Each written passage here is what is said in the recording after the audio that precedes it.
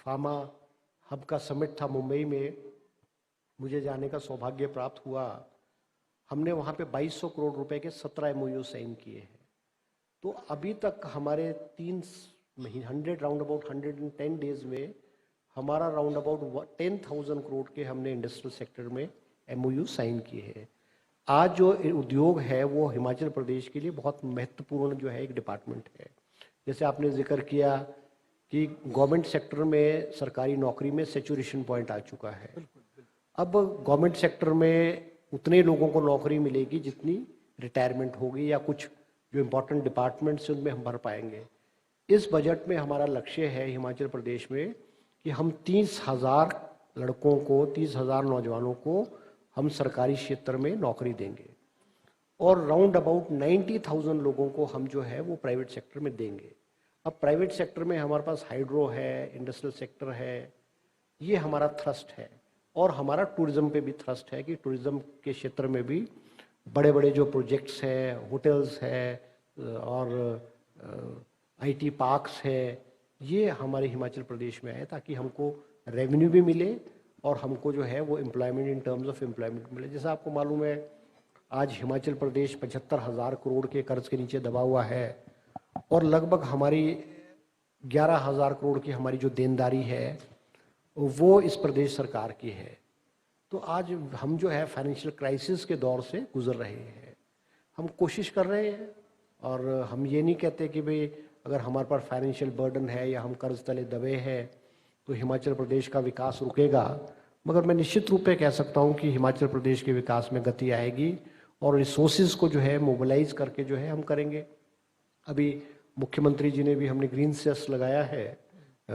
Green cess से जो हमारे हाइड्रो प्रोजेक्ट्स है उनका जो पानी जनरेट होगा, बिजली जनरेट होगी, उस पर हमने हाइड्रो सेस लगाया हुआ है।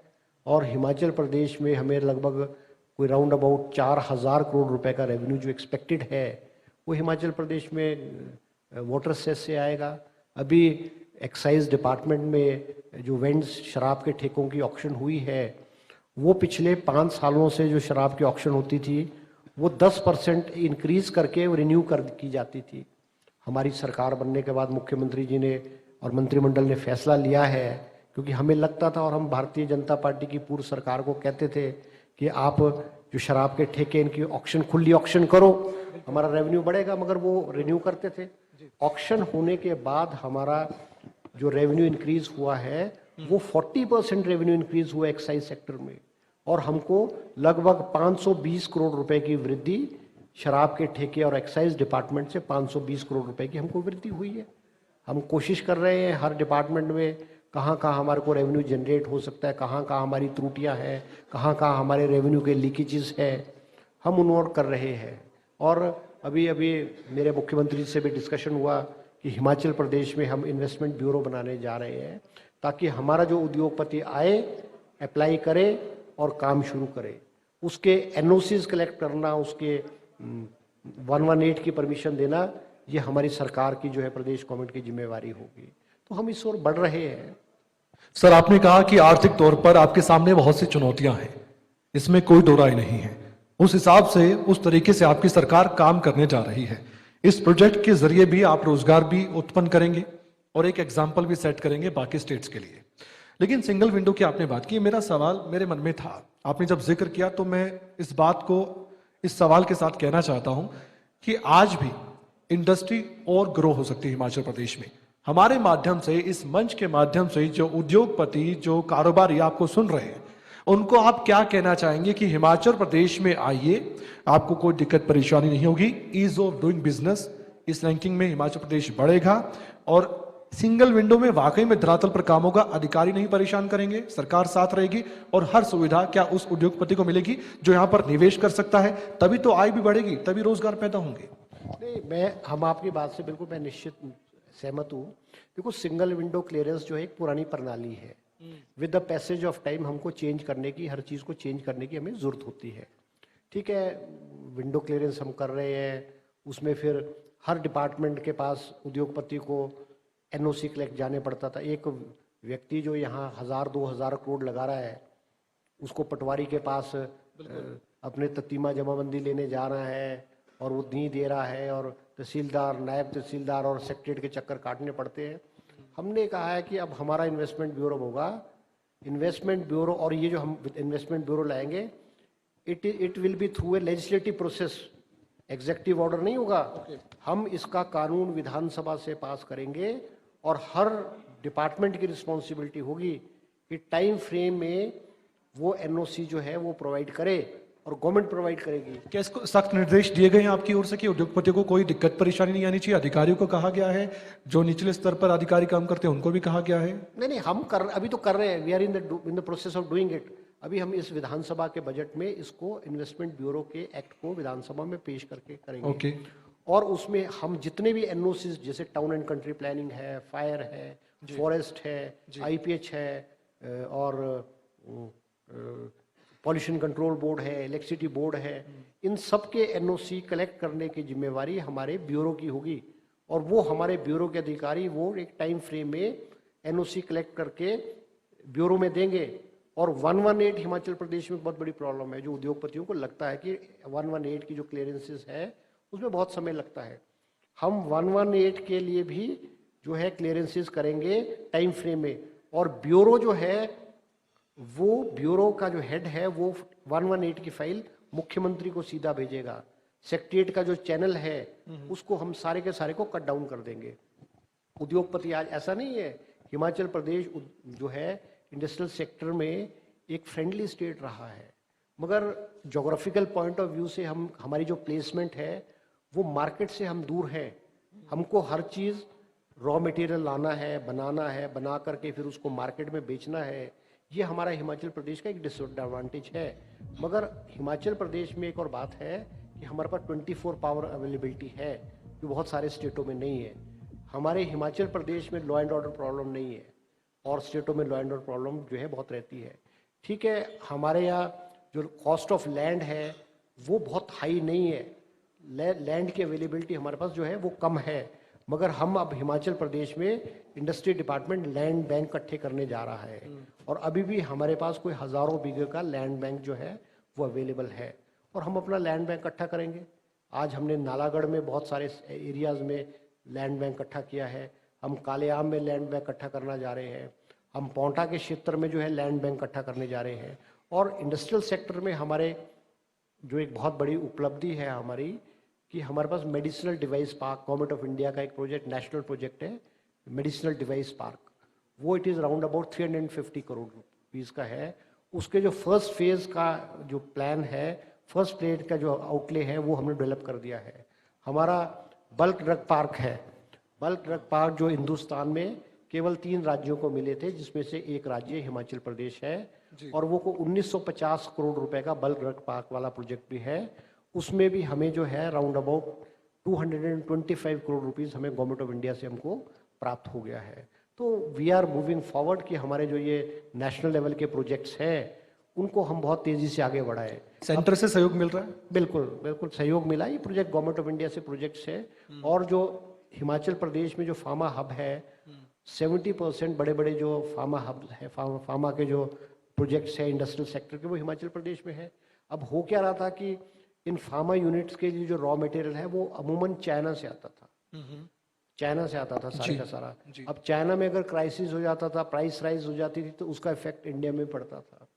गवर्नमेंट ऑफ इंडिया ने अब सोचा है कि हम जो है जो बल्क ड्रग पार्क है, जो रॉ मटेरियल है, फार्मा यूनिट को रॉ मटेरियल लगता है, वो इंडिया में बनाया जाए।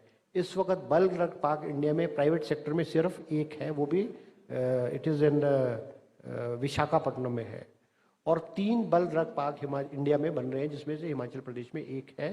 हम बहुत तेज़ी से हम आगे बढ़ रहे हैं उस प्रोजेक्ट के लिए। सर, आपने अभी जिक्र किया उन जगहों का जहां पर इंडस्ट्री काफ़ी संख्या में है, जैसे कि बद्दी बरोटी वाला, नालागढ़, पौंटा साहिब, कालाअंब, ऊना के कुछ क्षेत्र हैं, वहाँ पर इंडस्ट्री है। लेकिन गहराई से सोचा जाए सर, ये जो सभी एरिया हैं ये दूसरे स्टेट से जुड़े हुए हैं, वो नज़दीक स्टेट है। हिमाचल प्रदेश में क्या आने वाले वक्त में हम ये भी देखेंगे कि बिल्कुल बीचों बीच इंडस्ट्री स्थापित करके जो युवा है जिसको रोजगार की दरकार है उसे इतनी दूर जाना ना पड़े कम से कम? क्या आप उन उद्योगपतियों को, कारोबारियों को इसलिए भी आप अपनी ओर से अपील करेंगे कि आप बरोटी वाला, नालागढ़, कालाअंब, ऊना इस जगह ना जाकर आप हिमाचल के बीचों बीच आइए, वहां भी संसाधन है, वहां भी आप सुविधा देंगे, वहां भी आप डेवलपमेंट करेंगे ताकि उनको दिक्कत ना हो, और जो रोजगार के लिए इतनी दूर जाते हैं उनके लिए भी दिक्कत परेशानी दूर हो जाए। ये बात आपकी ठीक है ना, मगर जो चॉइस ऑफ प्लेस है, चॉइस ऑफ लोकेशन है इंडस्ट्री को सेट करने की, वो गवर्नमेंट नहीं तय करती, वो उद्योगपति ही सेट करता है। और उद्योगपति वो बहुत सारे पैमाने देखता है कि इकोनॉमिकली वायबल कहाँ होगा, ट्रांसपोर्टेशन कॉस्ट कहाँ कम पड़ेगी। अब अगर हिमाचल प्रदेश के हम अंदरूनी, क्योंकि हिमाचल प्रदेश के बॉर्डर एरियाज में इंडस्ट्री आई है, क्योंकि आज इंडस्ट्री को दूसरे स्टेटों के साथ compete करना पड़ता है। अब हिमाचल प्रदेश के अगर अंदरूनी क्षेत्रों में हम ले जाएंगे, हमने कोशिश की है, पूर्व की कई सरकारों ने कोशिश की है कि हिमाचल के अंदरूनी क्षेत्रों में जो है वो उद्योग जाए, मगर वो जाते नहीं है, because it is their choice. वो इकोनॉमिकल पॉइंट ऑफ व्यू से सोचते हैं। अब अगर अंदर जाओगे तो आपको कॉस्ट ऑफ ट्रांसपोर्टेशन जो है वो हायर पड़ जाएगी। अभी जैसे मैंने कहा कि आपने रॉ मटेरियल दिल्ली से लाना है, उसको फिनिश गुड में बनाना है, फिर उसी को बना करके मार्केट में जो है, मार्केट हिमाचल में कंज्यूमर स्टेट तो हिमाचल प्रदेश नहीं है, यहाँ कंजम्पशन चीज़ों की बहुत कम है, तो आपको दूसरे स्टेटों में जाकर के उसको बेचना है और दूसरे स्टेटों के में जो इंडस्ट्री स्थापित है उनसे आपको compete करना है। तो प्रश्न तो ये कि it is the survival of the fittest, जो थ्योरी है डार्विन की थ्योरी है, सर्वाइवल ऑफ द फिटेस्ट वही है। अब वो जहाँ जिसको इकोनॉमिकली वायबल होगा वो वहाँ करेगा।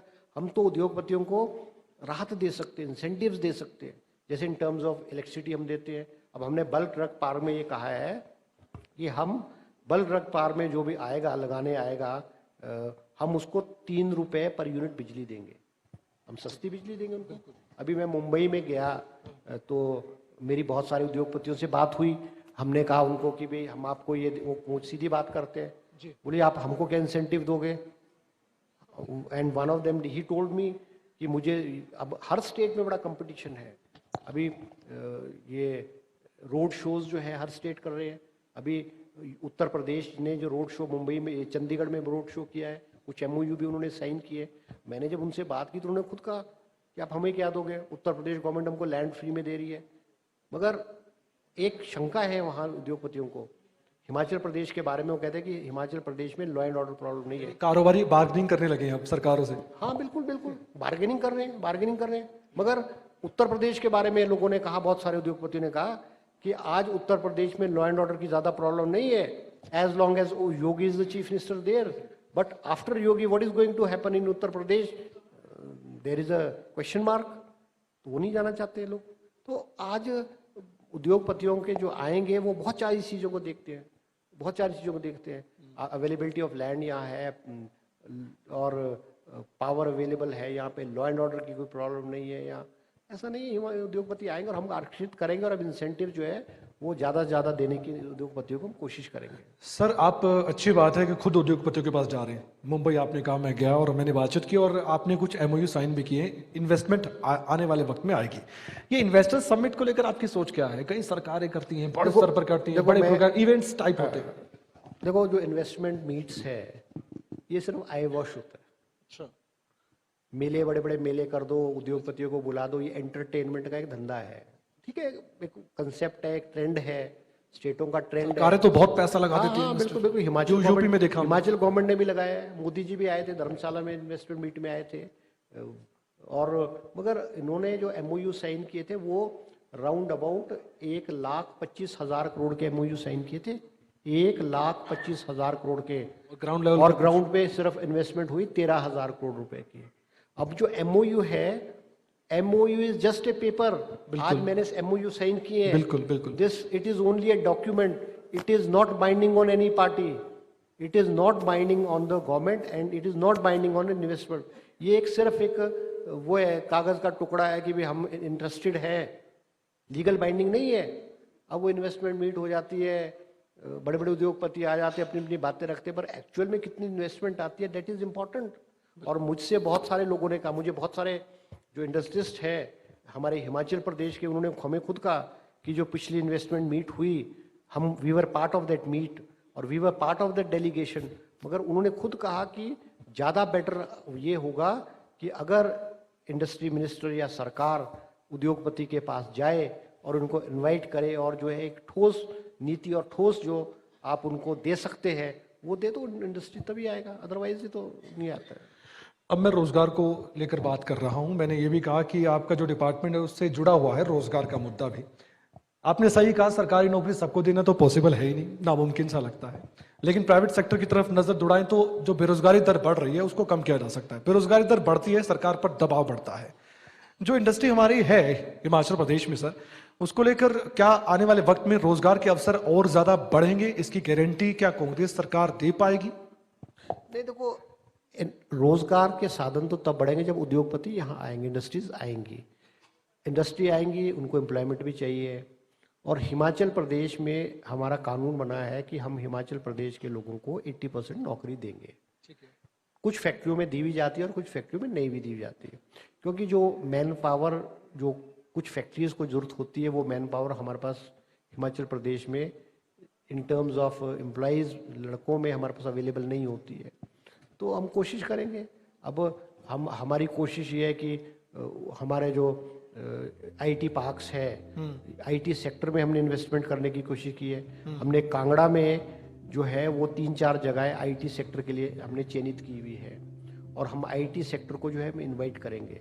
अभी कांगड़ा में भी जो हमने हिमाचल प्रदेश का भी जो बजट मुख्यमंत्री जी ने पेश किया है, उसमें कांगड़ा को हमने कहा है कि Kangra will be developed as a tourism capital of Himachal Pradesh. और हम उसमें बड़े बड़े प्रोजेक्ट्स, मुख्यमंत्री जी ने बड़े बड़े प्रोजेक्ट्स लाने की बात की है। जो आईटी सेक्टर है, it is one of them. उन्होंने गोल्फ कोर्स बनाने की बात की है, उन्होंने एक इंटरनेशनल लेवल की जू बनाने की बात की है। और सबसे बड़ी बात है कि हिमाचल प्रदेश में सबसे डिसएडवांटेज ये है कि हमारे जो एयरपोर्ट्स हैं वो बहुत छोटे छोटे हैं, और इस वजह से बड़े प्लेन्स जो है वो लैंड नहीं होते, इसलिए कॉस्ट ऑफ फेयर जो है दैट इज़ वेरी हाई। अब कांगड़ा एयरपोर्ट को भी एक्सपैंड करने की बात मुख्यमंत्री जी ने कही है। पूर्व मुख्यमंत्री जयराम जी ने मंडी में बल में जो है वो इंटरनेशनल एयरपोर्ट की बात की। अभी कल परसों खबर भी दिख रहा था, फ्लाइट भी आ रही है, इंडिगो की फ्लाइट अब रोजाना उड़ेगी दिल्ली से। एक और फ्लाइट जो है दिल्ली से कांगड़ा, दिल्ली से इंडिगो की एक और फ्लाइट बढ़ गई है। तो दिल्ली टू धर्मशाला जो है फ्लाइट हमारी 6 हो चुकी है, otherwise it were 5, it is now it is become 6। तो मतलब ये कि भाई आप अगर हवा में बातें करोगे तो हवा में बात करने से तो कुछ भी होने वाला नहीं है। अब मंडी का जो है इंटरनेशनल एयरपोर्ट है, उसकी बड़ी बड़ी बातें की गई मगर कुछ भी नहीं हुआ। और जो हमारा 14th फाइनेंस कमीशन था, उसने मंडी इंटरनेशनल एयरपोर्ट के लिए 1,000 करोड़ रुपए एयर मार्क किया था। कांगड़ा के जो एयरपोर्ट है उसके लिए I think round about 400 crore expansion के लिए किया था, मगर गवर्नमेंट ऑफ इंडिया ने वो पैसा हमको, हिमाचल गवर्नमेंट को रिलीज ही नहीं किया। और आज हम वहीं खड़े हैं जो 5 साल पहले हम खड़े हुए थे।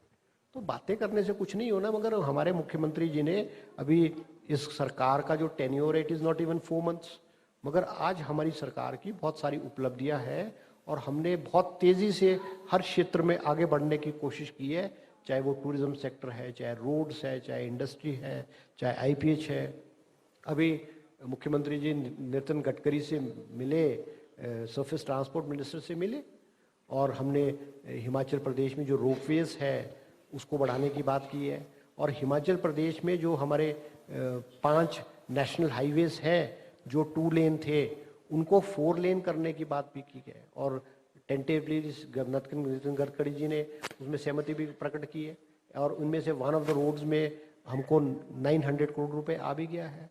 आप पूर्व सरकार में जो ये जो नूरपुर वाला नेशनल हाईवे, जो पठानकोट जोगिंदरनगर नेशनल हाईवे है, उसका आप जो है पैसा, गवर्नमेंट ऑफ इंडिया ने जो आपको पैसा दिया है लैंड एक्विजिशन का, वो पूर्व सरकार उसका पैसा रिलीज नहीं कर सकती। अभी 1 महीने में हमारी सरकार ने 900 crore rupees, with in 1 month 900 crore rupees जो है लैंड एक्विजिशन का पैसा जो है वो लोगों को रिलीज करके उनको दे दिया है। अब आप जब पैसा नहीं दोगे, आप लैंड एक्वायर नहीं करोगे, तो आपके प्रोजेक्ट्स आगे कैसे बढ़ेंगे? आपके पूर्व में 5 साल भारतीय जनता पार्टी की सरकार में सी और ऐसा ही हुआ है। आज हमारे मंत्री ने हर मिनिस्टर को हर डिपार्टमेंट में टारगेट दिए हैं, आपने क्या करना है। अभी मेरे मुख्यमंत्री जी मुझसे पूछ रहे थे इन्वेस्टमेंट ब्यूरो का क्या हुआ। क्या आप इस सेशन में उसको इंट्रोड्यूस कर रहे हो कि नहीं हो रहे? और मुझे खुद कहा है कि 29 को आपने इन्वेस्टमेंट ब्यूरो की प्रेजेंटेशन मुझे देनी है। इन्वेस्टमेंट ब्यूरो का एक्ट मेरे पास पड़ा है, मगर कहते नहीं मुझे प्रेजेंटेशन दो। तो क्योंकि मुख्यमंत्री अपने आप में हर चीज़ में बहुत इंटरेस्ट ले रहे हैं, तो इसलिए आज ब्यूरोक्रेसी भी वो ब्यूरोक्रेसी नहीं है जैसे पहले होता था। ब्यूरोक्रेसी जो है वो एग्जीक्यूटिव को और सरकार को बहुत लाइटली लेती थी, क्योंकि सरकार ही अपने आप चीज़ों को सीरियसली नहीं लेती थी।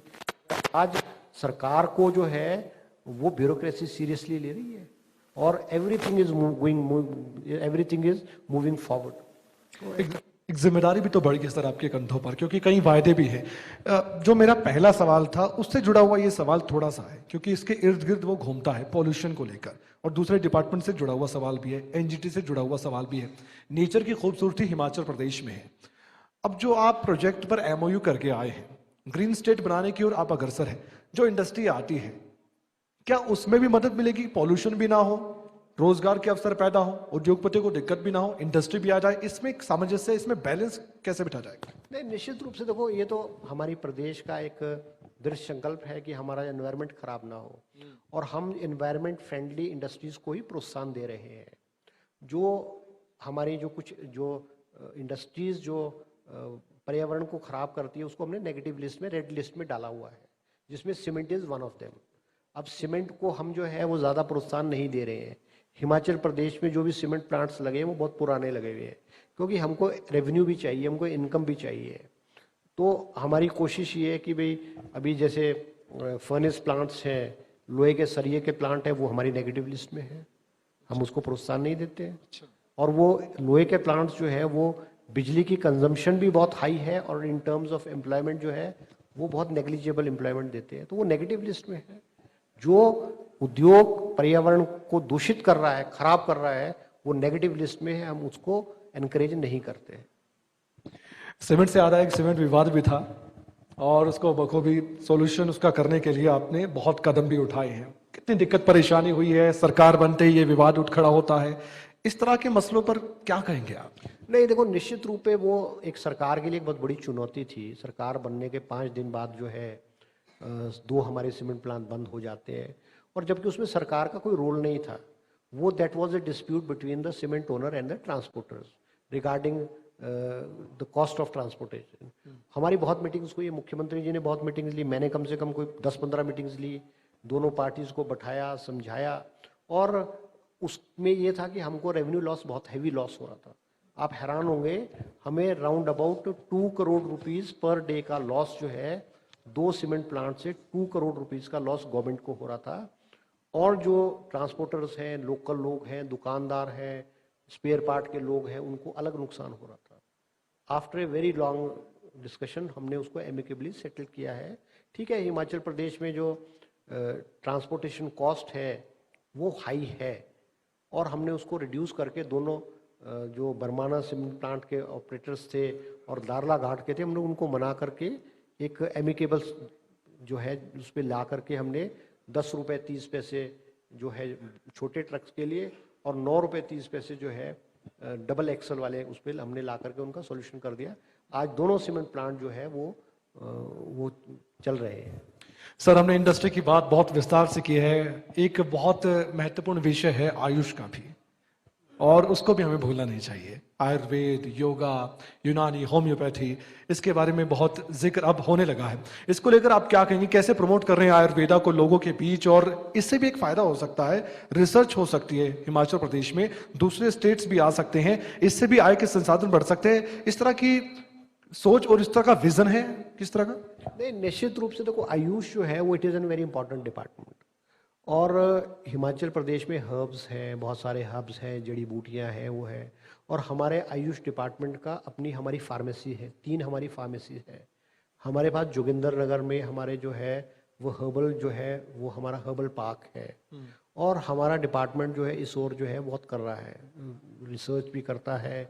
हमारा आयुर्वेदिक पपरोला में आयुर्वेदिक मेडिकल कॉलेज भी है, हमारे फार्मेसिस्ट के 3 यूनिट्स भी है, हम कर रहे हैं। और हमारी कोशिश है कि हम हर डिस्ट्रिक्ट में पंचकर्मा की हमारी जो है वो पंचकर्मा के कार्यक्रम हमारे चलते हैं। फिजियोथेरेपी है, मसाज है। मगर सबसे बड़ी प्रॉब्लम यह आई कि जब मेरे मंत्री बनने के बाद मुझे आयुष डिपार्टमेंट मिला, आप हैरान होंगे कि इस डिपार्टमेंट में राउंड अबाउट 30% पोस्टें तो खाली पड़ी हुई है। 30% पोस्ट खाली पड़ी हैरानी की बात। अभी हम राउंड अबाउट 150 आयुर्वेदिक डॉक्टर को रिक्रूट करने जा रहे हैं, राउंड अबाउट 60 आयुर्वेदिक फार्मासिस्ट को रिक्रूट करने जा रहे हैं, और राउंड अबाउट 35 जो है, जैसे अब हम मसाज कौन करेगा, मसाज तो जो जिनको ट्रेंड लोग होंगे करे। जब आपके पास ट्रेंड लोग नहीं होंगे तो आप क्या करोगे। आज आयुर्वेदिक डिपार्टमेंट की स्थिति है, हम 35 लोगों को अभी recently with in a month जो है हम उनको रिक्रूट करके, ताकि हमारे जो डिस्ट्रिक्ट आयुर्वेदिक हॉस्पिटल्स हैं, सब डिविजनल आयुर्वेदिक हॉस्पिटल्स हैं, इस पे जो हमारी मसाज की और फिजियोथेरेपी वाली जो टेक्नोलॉजी है वो विस्तृत ठीक रूप से चले। आप हैरान होंगे, हिमाचल प्रदेश में जो मैंने फर्स्ट मीटिंग ली और आयुष डिपार्टमेंट का डेटा लिया, हिमाचल प्रदेश में आयुर्वेदिक हॉस्पिटल्स में राउंड अबाउट 48,000 लोग जो हैं वो फिजियोथेरेपी और मसाज जो है 48,000 लोग हिमाचल प्रदेश के सरकारी हॉस्पिटलों में, आयुर्वेदिक हॉस्पिटलों में मसाज और फिजियोथेरेपी करते हैं, जो कि एक बहुत बड़ा आंकड़ा है। बिल्कुल और आंकड़ा। हम केवल उनसे 100 रुपये फीस, 100 रुपये और 150 रुपये फीस जो है वो लेते हैं। ठीक है, हमको इस टेक्नोलॉजी को इम्प्रूव करने की ज़रूरत है, इसको हमको मॉडर्नाइज करने की ज़रूरत है। और हम इसको होटल्स के साथ, हम अभी मैंने बजौरा में जो एक आयुर्वेदिक हॉस्पिटल बन रहा है, उसको हम एक हाई लेवल का हॉस्पिटल बनाने जा रहे हैं, जहाँ पे हमारी टेक्नोलॉजी जो है वो लेटेस्ट क्वालिटी की हमारी टेक्नोलॉजी हो। अभी कोई 15 साल पहले हमारे जो आयुर्वेदिक में क्लास 4 डिपार्टमेंट, क्लास 4 के जो मसाज करते हैं, उनको 15 साल पहले केरला भेजा था।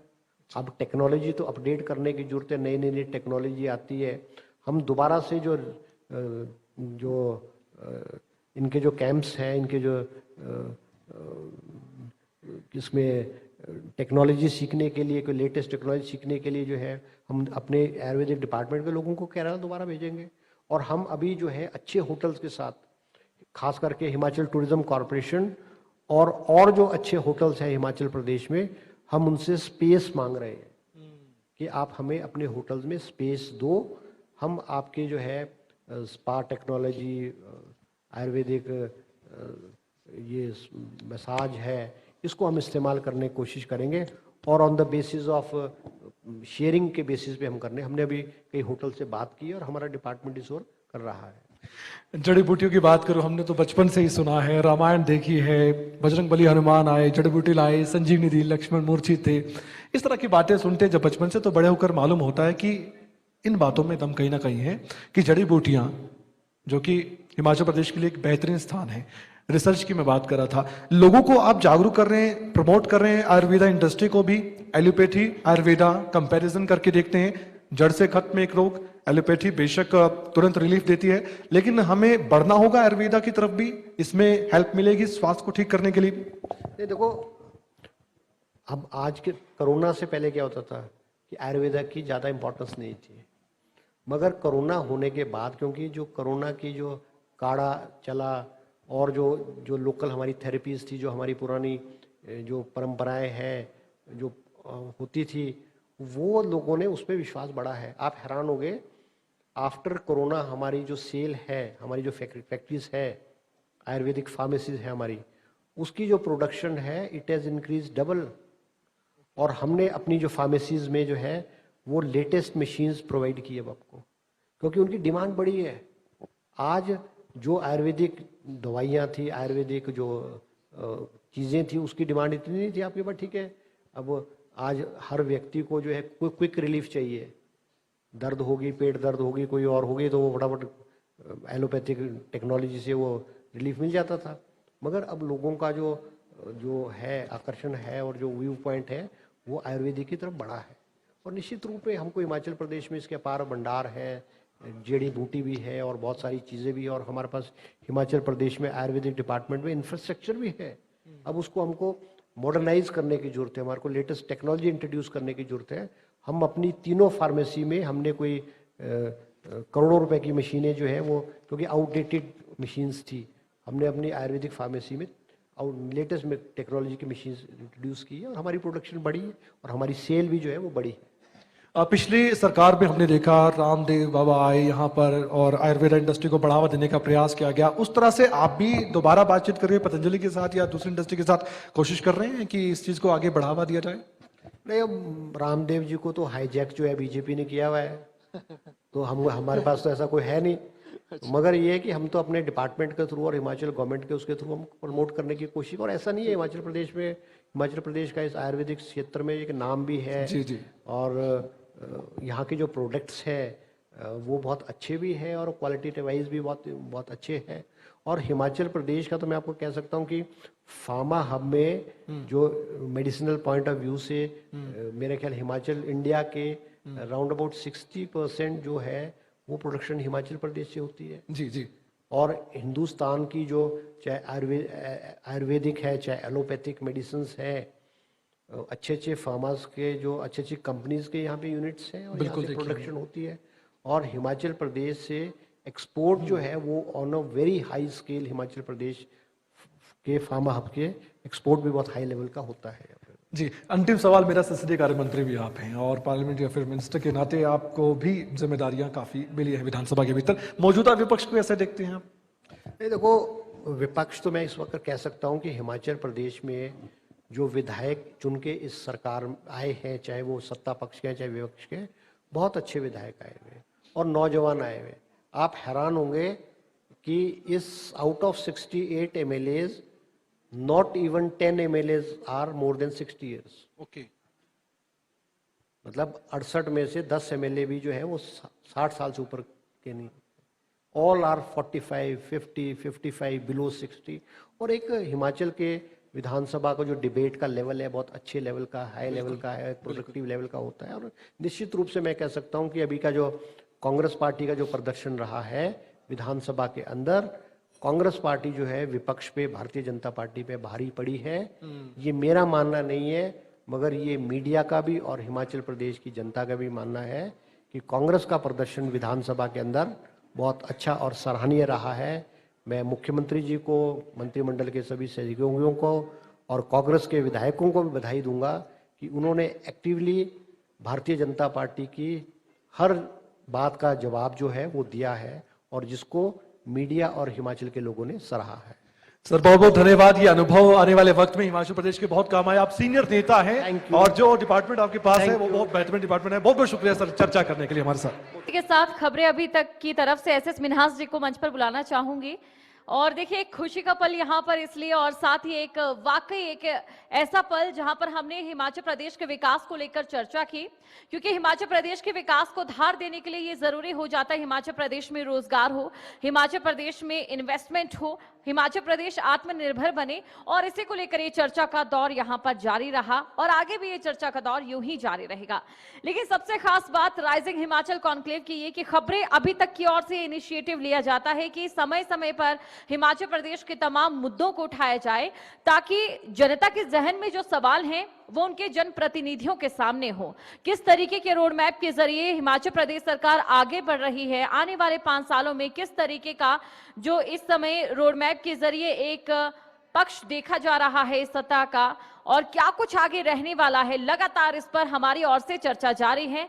कई सवाल और जवाब भी यहाँ पर पूछे गए, जहां से हमें ये जानने को मिला कि हिमाचल प्रदेश के विकास को पंख देना एक चुनौतीपूर्ण भरा कदम जरूर हो सकता है, लेकिन इस चुनौती को पार पाने के लिए हर संभव कोशिश की जा रही है। चाहे बात हिमाचल प्रदेश की जनता की ओर से की जाए या फिर बात करें हिमाचल प्रदेश की सरकार की ओर से, हमेशा ये कोशिश होती है कि हिमाचल प्रदेश राज्य जो कि खुशी के इंडेक्स में सबसे ऊपर है, उसी इंडेक्स में आगे बढ़ता हुआ हिमाचल प्रदेश और भी ज्यादा खुशहाल बने। और इसके साथ ही हिमाचल प्रदेश में हमेशा जिस तरीके से विकास की गति को रफ्तार देने की कोशिश की जा रही है, उसकी निरंतरता लगातार बनी रहे।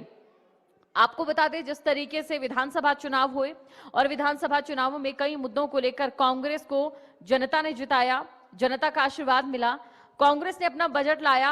100 दिन की, इस समय ये कह सकते हैं हम, जो 100 दिन की रूपरेखा रही है कांग्रेस की, उसने कहीं ना कहीं एक तस्वीर दिखा दी है कि आगे आने वाले ये 5 साल कांग्रेस की सोच के साथ हिमाचल प्रदेश के लिए किस तरीके से रहेंगे।